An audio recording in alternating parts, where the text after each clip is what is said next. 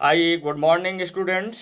आइए आज हम लोग पढ़ते हैं इसमें सरकार द्वारा भूमि अधिग्रहण। किसके बारे में पढ़ते हैं? सरकार द्वारा भूमि अधिग्रहण। इससे पहले हम लोग जो टॉपिक पर बात कर चुके हैं, है ना, उपवन भूमि, कृषि भूमि, अकृषि भूमि, परती भूमि, बंजर भूमि और चराई भूमि, ये आपको समझ में आ गया है ना। तो इसमें कल मैंने जो है होमवर्क नहीं दे पाया था, है ना। तो आप इसमें करिए, ये पहला क्वेश्चन जो है लिख लीजिए। वन भूमि और उपवन भूमि में अंतर, ज़्यादा नहीं, थोड़ा थोड़ा, चार चार पाँच पाँच लाइन का अंतर चाहिए अपने को, है ना।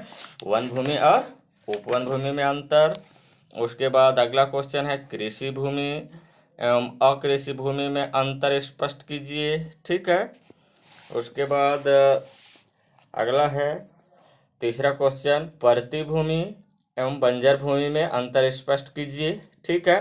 हाँ, कुछ लोग तो इसके बारे में लिख के भेज दिए हैं, लेकिन जो लोग नहीं लिख के भेजे हैं उन लोगों के लिए ये अंतर स्पष्ट करना है। और जो लोग अंतर लिख लिए हैं उसके लिए तो कोई दिक्कत नहीं है, लेकिन जो लोग अंतर लिखे ही नहीं हैं वो उनको बहुत ज़रूरी है, ठीक है। तो ये ध्यान देंगे, है ना, ये ज़रूरी है।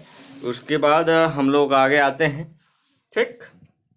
देखते हैं आपका ये क्या है, सरकार द्वारा भूमि अधिग्रहण। किसके द्वारा? सरकार द्वारा भूमि अधिग्रहण। अब किसके द्वारा भूमि अधिग्रहण किया जा रहा है? ध्यान दीजिए, किसके द्वारा? सरकार द्वारा। अर्थात आप जानते हैं ना सरकार कौन है। सरकार देखिए, जैसे केंद्र में हम बात करें तो अभी किनकी सरकार चल रहा है? केंद्र में यदि हम बात करें तो किनकी सरकार चल रहा है? बीजेपी की सरकार, एनडीए सरकार, ठीक है।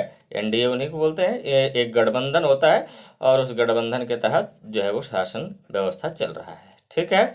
ये है अपना क्या, सरकार द्वारा भूमि अधिग्रहण की बात। तो देखिए इसमें अब सरकार कैसे भूमि अधिग्रहण करता है। आखिर ये भूमि अधिग्रहण करना क्या मतलब? सरकार का तो सब है। देखो, अब यहाँ पे अधिग्रहण का मतलब हुआ कि जैसे कोई व्यक्ति का निजी जमीन है, निजी, जिसमें खेती किसानी करता है, उसका रिकॉर्डेड है, बिल्कुल जमीन उसके खाते का एक अधिकार है कि वो अपना रखा हुआ है, उसके खाते में नाम है, बिल्कुल कहा जाए रजिस्टर्ड भूमि है ना, उसके नाम से भूमि है। लेकिन अगर शासन चाहती है, अगर सरकार चाहता है कि इस भूमि का राष्ट्रीय विकास के लिए, है ना, या गांव के विकास के लिए हो गया, जिला विकास के लिए, राष्ट्रीय, अब उसको सब बड़ा सा बात ले लो, राष्ट्रीय विकास के लिए मान लो यहाँ पे क्या मिल गया, जिस व्यक्ति के जमीन में कोई व्यक्ति है, मान लो ए नामक व्यक्ति है, ठीक है, ए नामक व्यक्ति है और ए नामक व्यक्ति का ये मान लो प्लाट है, जमीन, खेत, ये लो खेत है 50 एकड़ का, ये काश्तकार व्यक्ति है और इसमें ऐसा है। और यहाँ पे मान लीजिए कोयला मिल गया। क्या मिल गया? कोयला, कोल, क्या? कोल, COAL, कोल। क्या मिल गया? कोल मिल गया। तो जब कोल मिल गया तो अब इस भूमि का उपयोग उस व्यक्ति ने तो कर रहा है, लेकिन सरकार चाह रहा है कि हमें इससे कोयला निकालना है और अपने जो है विकास करना है, एरिया का विकास करना है। जैसे मान लीजिए अब आपका गांव का भी विकास होगा उसके साथ साथ। देखिए अब वहाँ पे कोल खनन होगा तो वहाँ के लोगों को रोजगार मिलेगा, है ना, रोजगार मिलेगा, फिर उससे बिजली पैदा होगा, उससे जो है कोयला अगर सरकार बेचती है तो उसके बदले उनको इनकम, राजस्व प्राप्ति होगा, है ना। तो इससे सरकार को क्या होता है? लाभ होता है ना, ताकि राष्ट्र के विकास में सहयोग होता है। तो उस व्यक्ति का कहीं ना कहीं उससे खेती करता था, उससे एक व्यक्ति का लाभ होता था, लेकिन उसी से अब पूरे राष्ट्र का लाभ हो सकता है, या मान लो पूरे राष्ट्र का नहीं होगा तो कम से कम उस जिले का तो होगा ना, ठीक है। तो ये सबसे ज्यादा जो है, अब जिला का विकास मतलब राष्ट्र का विकास, और राष्ट्र का अंग है तो अंग का विकास हो रहा है उसका, ठीक है। इसलिए सरकार कहती है कि ठीक है, मैं अब इस जमीन को, यानी जो ए व्यक्ति है, जो ए व्यक्ति दिख रहा है ना आपको, ए व्यक्ति के जमीन को वो क्या करता है, इस व्यक्ति को उचित मुआवजा देकर, यानी इसके बदले सरकार पैसा दे देती है कि भाई अब आप जो है इसके बदले पैसा ले लीजिए और इस पर अब हमारा अधिकार होगा, अर्थात हमारा कब्जा होगा। अर्थात जो सरकार ले लेता है उसे हम क्या कहेंगे, जिस जमीन या जिस भूमि का उपयोग अब सरकार के दायरे में चला गया, मतलब सरकार के हाथ में चला गया, अब ए नामक व्यक्ति उस पर अपना खेती किसानी नहीं कर सकता, है कि नहीं। अब जब नहीं कर सकता तो अब किसके अधिकार क्षेत्र में चला गया, सरकार के अधिकार क्षेत्र में चला गया। ये सरकार है ना, तो इस सरकार के अधिकार क्षेत्र में चला गया। क्लियर, ये स्पष्ट हो गया आपको कि भूमि अधिग्रहण का मतलब क्या होता है कि जैसे कोई भी प्राकृतिक संसाधन मिल गया है और कोई व्यक्ति का वो क्या है, वो जमीन है या भूमि है, तो उस भूमि को सरकार अपने कब्जे में ले लेता है। क्या कर लेता है, अपने कब्जे में ले लेता है, अर्थात अपने अधिकार क्षेत्र में कर लेता है। इसलिए वो भूमि अधिग्रहण कहलाता है। इस व्यक्ति को उचित रूप से मुआवजा दे देता है ना, और इसे दूसरे जगह जो है स्थानांतरित कर देता है, इसे पुनर्वास करवा देता है और दूसरे स्थान पर इसे बसा देता है। लेकिन अब देखिए यहाँ पे कई एक्टिविटी चलेंगे, कहेंगे कि नहीं नहीं नहीं यहाँ पे प्रदूषण होगा, ये होगा। हाँ ये है, अभी आगे हम लोग रूल पढ़ेंगे कि ये भूमि अधिग्रहण कब किया जाएगा। अगर यही भूमि बहुफसलीय है, क्या है, बहुफसलीय है, फिर भी लेकिन अगर यहाँ पे खनिज मिल जाता है तब तो अधिग्रहण करना पड़ेगा। लेकिन कोई फैक्ट्री लगाना हो, उद्योग लगाना हो, तो अगर ये बहुफसलीय भूमि है तो इसमें जो है, चलो को अभी क्या हो गया है, बहुत ज़्यादा इसमें ये छेछा छाछी हो गया है ना। चलिए अब देखिए, ये मिट गया ना। चलिए अब देखिए, ये जो बहुफसलीय भूमि है ए नामक व्यक्ति का, तो उद्योग लगाने के लिए तो इस भूमि को जो है बहुफसलीय है तो नहीं दिया जाएगा। क्या लगाने के लिए, उद्योग लगाने के लिए नहीं दिया जाएगा, क्योंकि बहुफसलीय है। एक वर्ष में कहा जाए इसमें 3 फसल लिए जा रहे हैं, कितने, 3 या इससे भी ज़्यादा लिए जा रहे हैं। अब आपको लगेगा बहुफसली किस तरह से, जैसे मान लीजिए इसी खेत में गेहूं का उत्पादन, पहला नंबर गेहूं, दूसरा नंबर धान, तीसरा नंबर मूंग, ठीक है, मटर, ठीक है, बरसाती खेती, खीरा, ककड़ी, सब्जी मार्केट, सब्जी वगैरह जो है उत्पादन करना। तो ये आदि बहुफसलीय मतलब बहुत सारे इसमें जो है उत्पादन किए जा रहे हैं। तो ऐसे भूमि को अधिग्रहण नहीं किया जाता है, ऐसे भूमि को अधिग्रहण नहीं किया जाता है, ठीक है। लेकिन अधिग्रहण तब होगा जब खनिज, कीमती धातु या खनिज मिल जाता है, उस दौरान किया जाता है, ठीक है। ओके, चलिए हम लोग आगे जानते हैं, ठीक, इसके आगे और जानते हैं, ठीक। चलिए आगे बढ़ा जाए, ये आगे बढ़ते हैं। अब क्या है, अब देखिए सरकार ये यानी से क्या है, उससे पहले वाला क्या था, हाँ ये आपका थोड़ा सा इसको पढ़ दिया जाए, है ना। अब हम लोग तो उसका अर्थ समझे थे। देखिए सरकार द्वारा, यानी किसके द्वारा, सरकार द्वारा भूमि अधिग्रहण, ठीक। अब देखते हैं ना इसमें क्या है, सॉरी क्या है, मैं हाइलाइटर ले रहा हूं ना। चलो, सरकार का यह अधिकार है, किसका अधिकार है, मतलब ये सरकार जो है ना, इस सरकार को क्या है, अधिकार है कि सार्वजनिक उपयोग के लिए, किसके उपयोग के लिए, सार्वजनिक, यानी सार्वजनिक उपयोग के लिए अगर किसी निजी व्यक्ति या गांव की जमीन, देखो अब आ गया बात ना, किसी निजी व्यक्ति या गांव की जमीन की आवश्यकता है तो सरकार उन्हें उचित मुआवजा देकर, क्या देकर, उचित मुआवजा देकर अधिग्रहित करती है। मतलब वो अपने अधिकार, अधिग्रहित का मतलब अपने अधिकार क्षेत्र में ले लेता है, अर्थात क्या कर लेता है, कब्जा। कब्जा मतलब होता है कि अब ये हमारे कब्जा में रहेगा। जैसे मैं एक एग्जांपल दूं, पिछले क्लास में आप पढ़े हैं उपनिवेशवाद का। कमजोर राष्ट्र पर क्या होता है, कमजोर राष्ट्र पर जो है धनी राष्ट्र अपना अधिकार जमा लेता है, अर्थात अपने आप को उस पर जो है अपना कब्जा जमा लेता है। तो ठीक उसी प्रकार है, लेकिन यहाँ इसका उद्देश्य दूसरा कुछ है, उसका उद्देश्य कुछ दूसरा था। ठीक है, आइए आगे जानते हैं।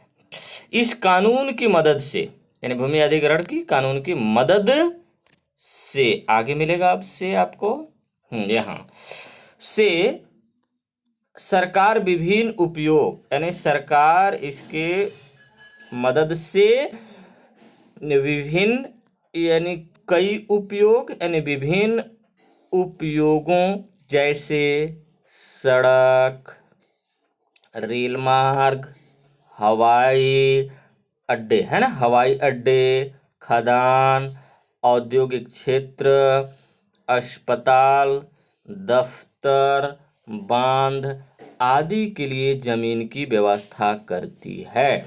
एकदम बिल्कुल इसे हाईलाइट कर लीजिएगा अपने बुक में, है ना। यहाँ से कोई जरूरी नहीं है कि अभी आप बुक लेके बैठे होंगे, यानी बैठेंगे पढ़ने के लिए, है ना, क्योंकि यहाँ तो ऑलरेडी आपका है बुक। तो आप जब भी फिर बुक पढ़ेंगे ना, उसको हाईलाइट कर लीजिएगा। ठीक है, चलिए। अक्सर इस काम के लिए बहुत बड़ी मात्रा में जमीन की जरूरत होती है। बात सही है कि ये सब काम के लिए ना, इस यानी अक्सर इस काम के लिए बहुत बड़ी मात्रा में जमीन की जरूरत होती है। ठीक है, यहाँ तक कि कई गांव के लोग इससे विस्थापित हो सकते हैं। कई गांव के लोग क्या हो सकते हैं, विस्थापित हो सकते हैं। विस्थापित मतलब समझ रहे हैं ना, मतलब जहाँ पे अगर उद्योग लग गया, रेल मार्ग बन गया, हवाई पट्टी बन गया, तो जो उस जगह पर थे, मान लो ये हवाई पट्टी आज बन गया है यहाँ पे ना, तो जो लोग यहाँ पे रह रहे थे, ABCD जो व्यक्ति होंगे, जो लोग यहाँ रह रहे थे, वो लोग को अब क्या किया जाएगा, दूसरे स्थान पर जगह दे करके बसाया जाएगा। मान लो यहाँ पे A नामक जगह पर इन्हें क्या कर दिया गया, बसा दिया गया। यही विस्थापित, कहाँ से विस्थापित हुए, यहाँ ये लोग थे, यहाँ से ये लोग को यहाँ ले गया गया, यहाँ घर बना करके दे दिया गया कि भैया अब आप लोग इसमें रहिए। ठीक है, ये बात आपको समझ में आ गया। चलिए आगे।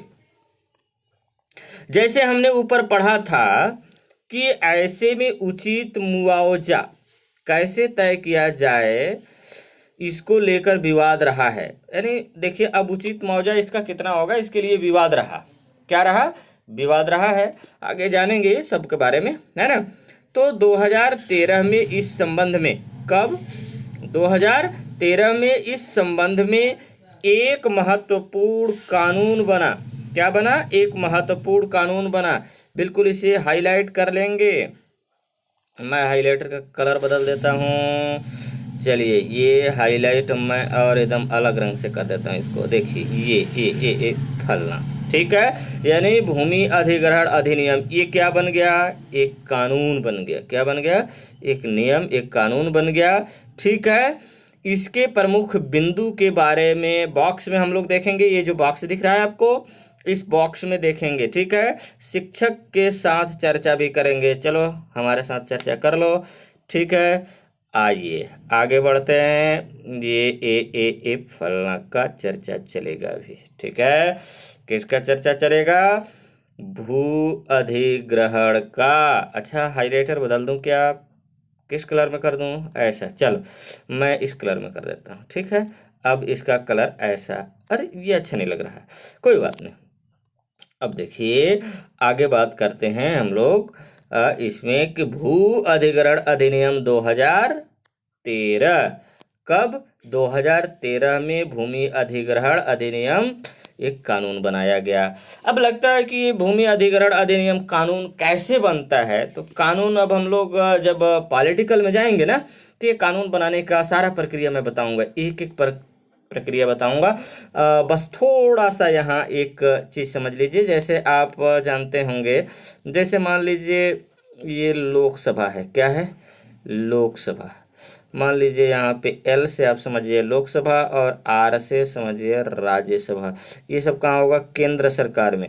तो देखिए कोई भी कानून जब बनाना होता है ना, तो ये दोनों में से, जैसे लोकसभा हो या राज्यसभा हो, ये दोनों स्थान पर इस कानून का प्रपोजल जो है रखा जाएगा और यहाँ पे पारित होगा। यहाँ से पारित होने के बाद यहाँ पारित होने जाएगा। फिर जब दोनों जगह पारित हो जाएगा तो राष्ट्रपति जी इस पर क्या करेंगे, सिग्नेचर करेंगे। ऐसे सिग्नेचर कर दिए, जैसे ही राष्ट्रपति जी सिग्नेचर कर दिए, एक क्या बन गया, कानून बन गया। बस यहाँ है, थोड़ा सा लाइट बता दिया हूँ। बाकी हम लोग पॉलिटिकल में जाएंगे तो इसका बेहतरीन रूप से समझेंगे और समझेंगे, ठीक है।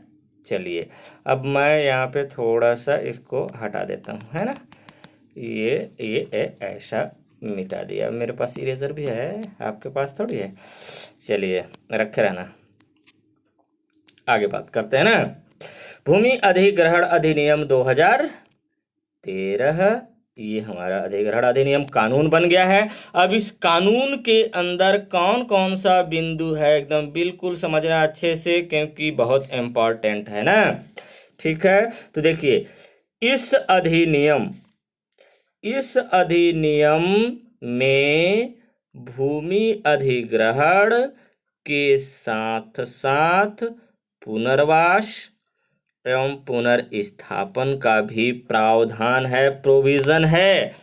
कि हमारा भूमि, मान लीजिए ए नामक व्यक्ति का, किसका, ए नामक व्यक्ति का भूमि क्या हुआ, अधिग्रहण हो गया, यानी उसे सरकार ले लिया। लेकिन इसका भूमि को अगर ले लिया तो स्वाभाविक सी बात है कि उसे पुनर्वास, यानी उसे पुनः जगह दे करके उसे बसाइए, यहाँ बना करके घर, या पुनर्स्थापना करिए। मतलब इस व्यक्ति को, यानी पहले स्थापित था, पुनर्लगने का मतलब होता है कि पहले से स्थापित यहाँ था, लेकिन इन्हें पुनः जो है दूसरे जगह पर क्या किया जाए, यहाँ बसा दिए, यहाँ स्थापित कर दिए। अब आपको समझ में आ गया होगा कि पुनर्स्थापना या पुनर्वास का मतलब क्या होता है। तो ये संविधान में जब इसका परिवर्तन हुआ तो ये प्रावधान रखा गया, प्रोविजंस रखे गए। बात समझ में आ गया। ये पहला बिंदु कि इस अधिनियम में भूमि अधिग्रहण के साथ साथ लोगों को जिस स्थान पे वो लोग थे उस स्थान से दूसरे स्थान पर उन्हें पुनर्वास अर्थात पुनः बसाया गया या पुनर्स्थापित किया गया। ये संवैधानिक प्रावधान है। पहला पॉइंट कंप्लीट। आइए अब दूसरे पॉइंट पे हम आते हैं। कहाँ आते हैं? दूसरे पॉइंट को समझते हैं। दूसरे पॉइंट को समझा जाए। चलिए दूसरे पॉइंट में क्या है? निजी कंपनी। कौन सा कंपनी? निजी कंपनी। निजी कंपनी मतलब समझते हो ना? अच्छा, निजी कंपनी कहने से लोग कम समझता है, प्राइवेट कहो तुरंत समझ जाते हैं। अच्छा हमारा, हाँ आप ही का, ठीक है। तो ये प्राइवेट कंपनी अर्थात निजी कंपनी अथवा सार्वजनिक।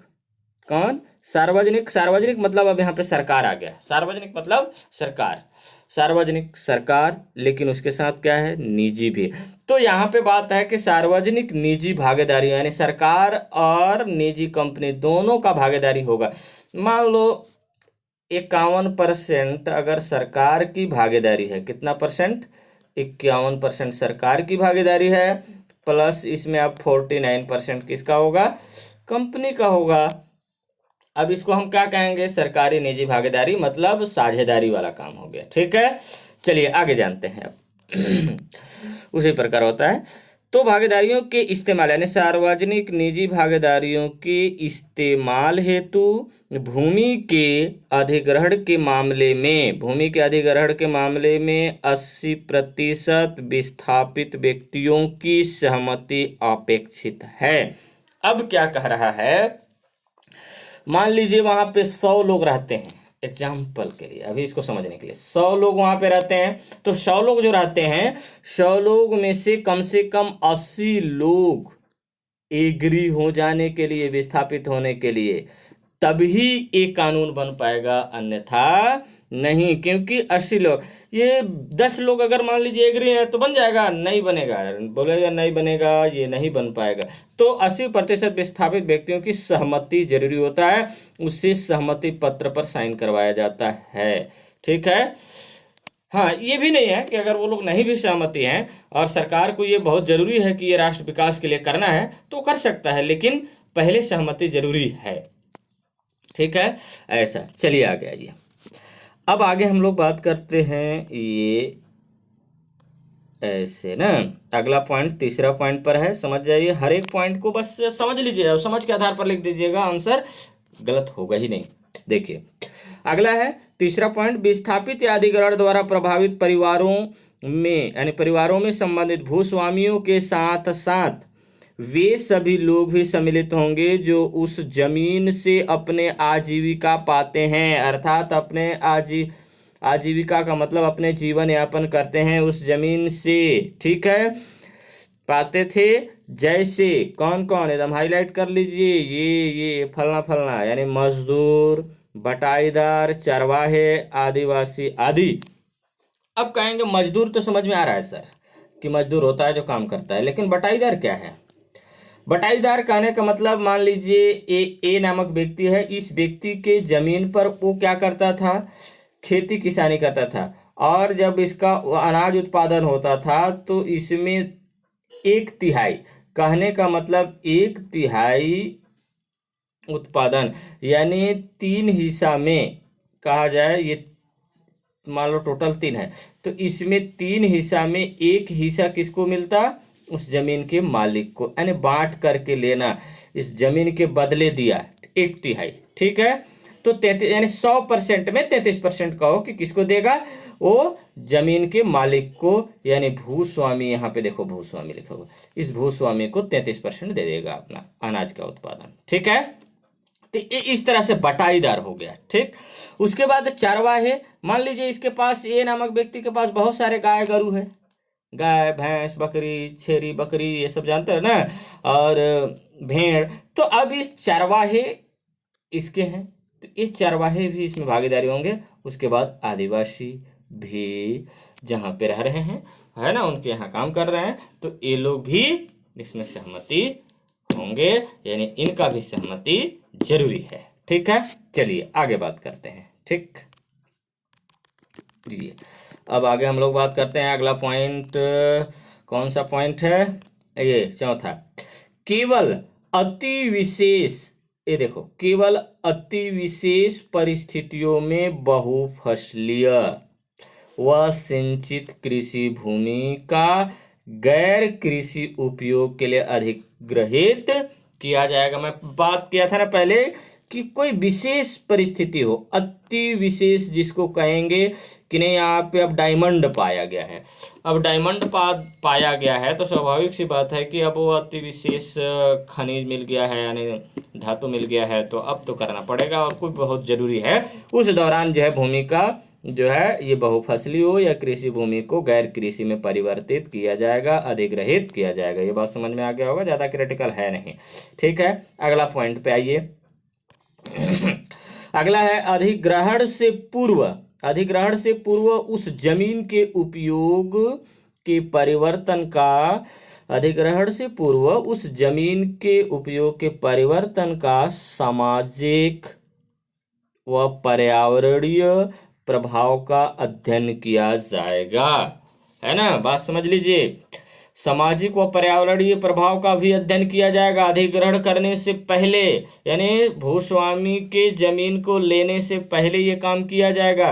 क्या इससे सामाजिक इम्पैक्ट पड़ेगा या पर्यावरण इम्पैक्ट ज़्यादा तो नहीं नुकसान होगा? मान लीजिए हमें 100 रुपये का लाभ तो हो रहा है, लेकिन यहाँ पता चला कि यहाँ ये स्थान पर 100 रुपया का लाभ तो हो रहा है, लेकिन जिस स्थान पर हम ये लगाए हैं उसके बाजू में रहने वाले लोगों का जो है अधिकार का हनन हो रहा है, मतलब यहाँ 150% के लगभग नुकसान होने लगा। तो क्या ऐसी स्थिति में क्या होगा, अगर ये ज़्यादा नुकसान हो रहा है तो ये सामाजिक और पर्यावरणीय दृष्टि से तब भी नहीं लगाया जाएगा। पहले ये पर्यावरण यानी सामाजिक और पर्यावरण प्रभाव का भी अध्ययन किया जाएगा तभी लगाया जाएगा, ऐसे नहीं है, ऐसे नहीं लगाए जाएंगे। ठीक है, चलिए आगे बात करते हैं अगला पॉइंट पर। अगला पॉइंट क्या है?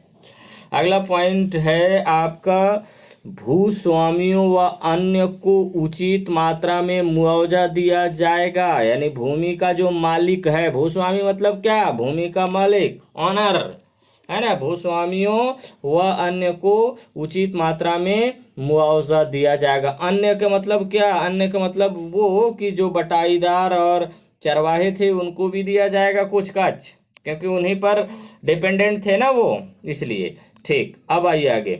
जिस काम के लिए, अगला है, जिस काम के लिए भूमि का अधिग्रहण किया गया है, जिस काम के लिए, अब यह ध्यान रखिएगा, बहुत इंपॉर्टेंट पॉइंट है, इंपॉर्टेंट पॉइंट है ना, जिस काम के लिए भूमि का अधिग्रहण किया गया है उस यानी उससे अलग काम भूमि पर नहीं किया जा सकता।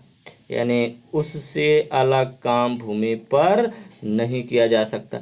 मान लो मैं लिया हूँ उद्योग लगाने के लिए, ठीक है, लेकिन मैं उद्योग लगाने के लिए भूमि लिया और अब मैं उस पर जो है एक दूसरा काम कर लिया, यानी कहा जाए उद्योग लगाने के जगह पर हम मार्केट खोल दिए। तो ये मार्केट आप नहीं वहाँ पे खोल सकते, मार्केट यानी बाजार नहीं लगा सकते। क्यों नहीं लगा सकते? क्योंकि भूमि का अधिग्रहण किया गया था किस उद्देश्य से, उद्योग लगाने के उद्देश्य से। और उद्योग लगाने के उद्देश्य से जब भूमि का आप अधिग्रहण किए तो उद्योग तो नहीं लगाए, और जब उद्योग नहीं लगाए तो स्वाभाविक सी बात है कि ये भूमि आपको नहीं मिलेंगे। ठीक है, और ध्यान ये रखने की बात है, और 5 वर्ष से अधिक समय में उस भूमि का उपयोग नहीं होता तो उसे पुराने भूस्वामियों को लौटा दिया जाएगा। यानी 5 वर्ष से अधिक समय में उस भूमि का उपयोग नहीं होता तो उसे पुराने भूस्वामियों को लौटा दिया जाएगा। ठीक है, ऐसा। अगला पॉइंट है, अब देखिए वो 5 साल तक अगर उस भूमि का उपयोग नहीं कर पाया तो स्वाभाविक सी बात है कि उस भूमि को क्या कर दिया जाएगा, भूस्वामियों को लौटा दिया जाएगा, अर्थात दे दिया जाएगा। ठीक है, चलिए अगला पॉइंट, सरकार की पूर्व अनुमति। ये देखिए, सरकार की पूर्व अनुमति के बिना अधिग्रहित भूमि के स्वामित्व में कोई परिवर्तन नहीं होना है। एक चीज है कि देखिए, मान लीजिए 5 साल हो गया लेकिन सरकार से अनुमति लेनी पड़ेगी। सरकार के बिना अनुमति के इसके स्वामित्व में परिवर्तन नहीं किया जाएगा। अगर सरकार अनुमति दे देती है तो इसे लौटा दिया जाएगा। ठीक है, ये बात रहा इसमें मुख्य बिंदु, इम्पोर्टेंट बिंदु है। आप इसे अवश्य जो है, अगर एक बार में समझ में नहीं आता है, आप वीडियो आपके पास रहेगा, आप एक बार नहीं 5 बार देख लीजिए, समझिए तो सही, समझना जरूरी है। देखिए, इस समय का सही उपयोग करना आपके लिए जो है एकदम कहा जाए तो इस पढ़ाई के लिए अमृत ही है। ठीक है, और वाकई बात है कि सही चीज करने हैं तो ये समय का सही उपयोग करना भी ज़्यादा उचित ही होगा, है ना। आइए आगे देखते हैं, इसी में लाइन है 1-2 लाइन। कई उद्योगपति सरकारी अफसर जो नए उद्योग लगाने के लिए जमीन चाहते हैं, क्या करने के लिए, कई उद्योगपति व सरकारी अफसर जो नए उद्योग लगाने के लिए जमीन चाहते हैं, यह शिकायत कर रहे हैं कि इस कानून के कारण उन्हें जमीन मिलना बहुत कठिन है और महंगा हो गया है। ठीक है, ये कठिन तो प्रक्रिया है, लेकिन इस कठिन प्रक्रिया से तो लेना ज़्यादा अच्छा होगा, क्योंकि देखिए कोई भी चीज़ अगर आसानी से मिल जाता है, अगर ये कानून नहीं बना होता, उस व्यक्ति वहाँ पे उस ज़मीन का क्या उपयोगिता था, मान लीजिए बहुफसलीय था और वहाँ के लोग अगर 80% नहीं चाह रहे हैं जाने के लिए कहीं, 80% लोगों को सहमति भी तो चाहिए ना, और नहीं जाने के लिए चाह रहे हैं, उनसे ज़बरदस्ती ले लिया जाएगा, उन्हें उचित मुआवजा नहीं दिया जाएगा, तो उस दौरान में जो है क्या होगा, नुकसान होगा ना सरकार यानी वहाँ के लोगों को।